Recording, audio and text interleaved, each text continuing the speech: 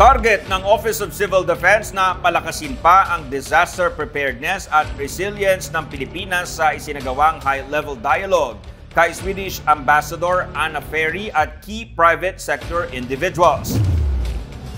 Sinabi ni OCD Administrator Undersecretary Ariel F. Nepomuceno sa kanyang pulong kasama ang Philippine Disaster Resilience Foundation sa pangunguna ni Guillermo Luz at World Food Program Country Director Regis Chapman na dapat mapalakas ang mga satihiya para mapalakas ang disaster risk management sa bansa. Sa nasabing pulong, sinabi ni Yusek Nepomuceno na kailangan ang tinatawag na systematic and strategic approaches pagdating sa disaster preparedness. Sinabi pa ni Yusek Nepomuceno na ang struktura ng National Disaster Risk Reduction and Management Council ay may tinatawag na 4 na key clusters.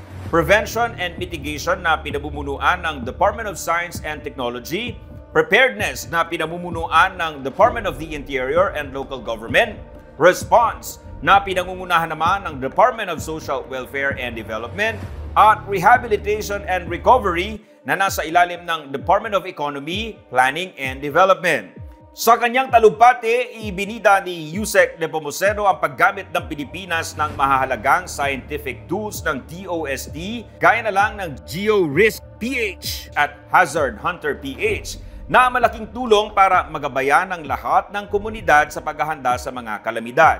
Kinilala rin ni Yusek Nepomuceno ang partnership ng OCD sa mga pribadong sektor gaya na lang ng Arise Philippines at Philippine Disaster Resilience Foundation na susi para maipatupad ang mga long-term o pangmatagalang solusyon sa pagtugon sa mga sakuna at kalamidad.